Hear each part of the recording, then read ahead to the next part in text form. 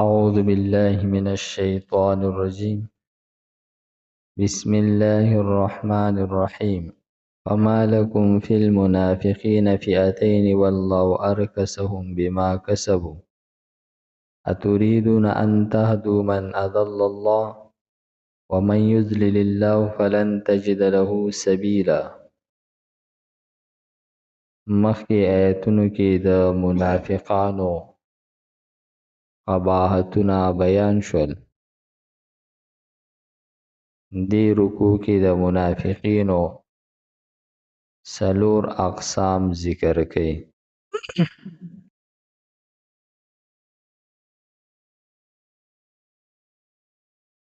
فرمای فما لکم نو سشوی دی پتا سو باندې اے مومنانو فی المنافقین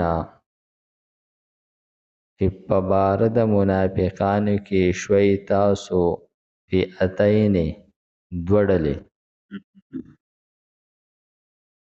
دی ایت په شان نزول کې بخاری شریف کې ورکړی دی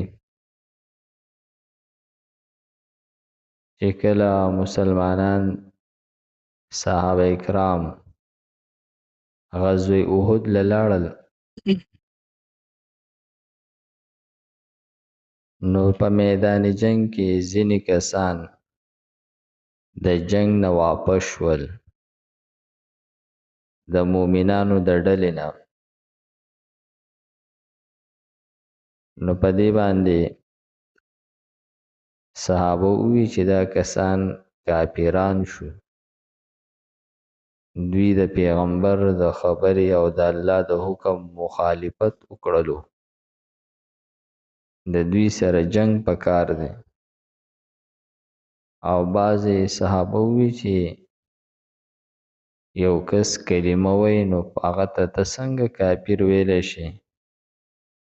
دا خلک خو ظاهري طور باندې کلمه وی.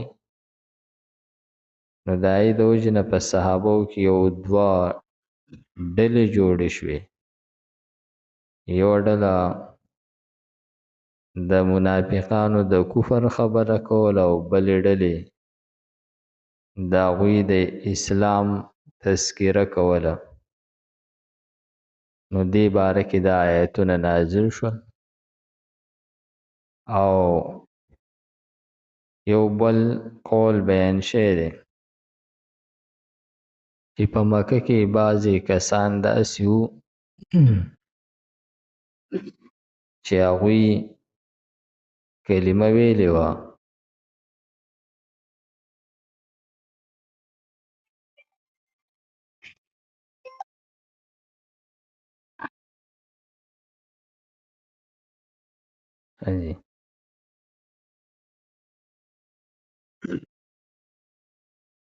نو فرمایي چې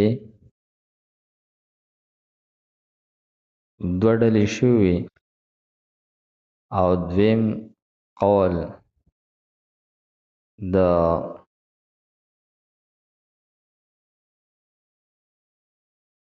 په دویم قول کې دا تذکره ده چې په مکه کې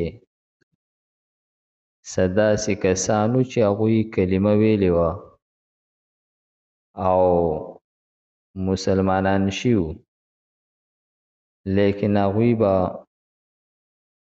د مسلمانانو سره په جنگ کې مرسته نه کوله د مشرکینو خلاف. د دې وجې نه چې مونږ ته مسله جوړېږي. نو دویم قول دا دی چې د هغې په باره کې بیا صحابه کرامو بحث کولو چې دا کسان خو کلمه ویلې ده، خو دوی په دې حکم کې زمونږ سره مرسته نه کوي. نو آیا دا کسان مؤمنان دي او که نه دي؟ نو بعضې صحابه ووی چې دا کافران دي چې دوی د الله تعالی په دې حکم عمل نه کوي، د پیغمبر اتباع نه کوي. او ځینو وی چې نه، دوی کلمه ویلې ده نو دوی خامخا مؤمنان دي. نو دې باره کې الله تعالی فرمای چې تاسو د منافقانو په باره کې څنګه دوه ډلې کېږئ. هغوی خو ځان هلاک کړی دی، اوس تاسو د هغو په بحث باندې په خپلو کې دا ډلې ولې جوړوئ؟ فرمای والله ارکسهم، الله تعالی نسکور کړي دي دوی لره. دا د منافقت دا عذابون نه دا یو عذاب دی چې کله یو مسلمان د په ګناهونو کې ډیر زیات نه نوځي، د عقل الټه شي، بیا د ته ښه کار بد ښکاري او بد کار ښه ښکاري. دی بیا هغه امن پسند ته دهشتګرد وي او دهشتګرد ته امن پسند وي. د باندې بیا کافران ښه لګي او مسلمانان پې بد لګي. د باندې بیا د کافرانو رسم رواج د ته ښه ښکاري او د مسلمانانو رسم رواج ورته بد ښکاري. د پوره مزاج چې دی دا الټه شي. لکه مونږ د خپل حکمرانانو ته وګورو نو په هغو کې هم دغه خبرې ښکاري. مسلمان هغو ته بد ښکاري او غیر مسلم هغو ته ښه ښکاري. نو دا د منافق اولنی عذاب دی د الله تعالی د منافق دپاره چې د عقل الټه شي، د ته ښه بد او بد ښه ښکاري، تور ورته سپین ښکاري او سپین ورته تور ښکاري. دی په خپل ګمان کې د ټولو خلکو نه زیات هوښیاري او دی دا ګڼي چې بهی مونږ حقایقو ته ګورو، مونږ خو بهی هغه د حالاتو مطابق خبره کوو. نو دا په اصل کې د دوی دماغ هغه سوچ چې دی هغه الله تعالی الټه کړی. فرمای والله او الله تعالی چې دی ارکسهم الټه کړي دي دوی لره. دې باره کې بعض مفسرین وایي چې د دوی عقل الټه شوی دی، بعض وایي چې دوی به الټه غذارولی کېږي جهنم ته. نو فرمایي چې دا د دوی دا الټه کېدل چې دي بما دا د هغه ګناهونو د وجې نه کسبو چې دوی ګټلي دي. اتریدون ان تهدوا من اضل الله الله تعالی فرمایي چې تاسو دا غواړئ چې تاسو هدایت وکړئ هغه چاته چې الله ګمراه کړي دي. تاسو په دې خلکو په دې بحث کې دومره مور نه نوځئ، تاسو په خپل مقصد کې ولګئ، په خپل مقصد باندې توجه ورکئ. تاسو ته چې د الله طرف نه کوم حکم دی بس په هغې عمل کوئ او په دوی کې دومره دلچسپي مالئ. دا تاسو نشئ په لاره کولی او په دې کې بنیادی وجه دغه ده چې الله تعالی د دوی ذهن الټه کړی. نو که ته دته د یو نصیحت خبره کې هغه په ده بدلېږي، دی ستا هغه نصیحت د وجې نه دا نه محسوس کوي چې دی ما ته ښه خبره کوي. ده ته داسې ښکاري چې بس دا دی پوهېږي نه، دی چې ما ته څومره هم لګیا دی نو دی خو د حالاتو نه دی خبر، ده ته د ټکنالوژي زور نه دی معلوم، ده ته چې دی نو هغه د حقایقو پته نشته دی. دی به داسې خبرې خامخا کوي لګیا به وي، خو دا د ده ناپوهي ده.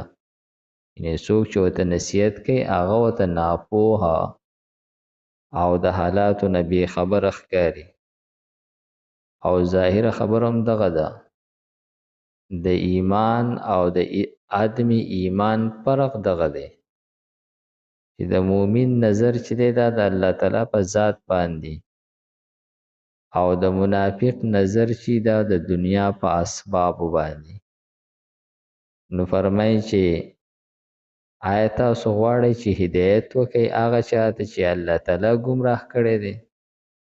دته که ته ډېرې ښکلې ښکلې خبرې کې، نو ستا په ډېرو ښکلو خبرو او په ډېرو زیاتو خبرو به دې تا ډېر زیات بېوقوفه ګڼي، نو ستا د نصیحت څه پیده راوځي نه. نو چې پیده نه راوځي نو ته په ده باندې دا ټیم مه ضایع کوه. ته د الله تعالی په احکاماتو عمل وکړه، نو چې الله تعالی تا د فتح درکړي او دی وویني، نو دی به یا خپل لار سیده کړي چې واقعي زه په غلطه وم او دا خبره صحیح وه، او یا به دی مزید د حسد د وجې نه صراحتاً د خپل کفر اظهار وکړي.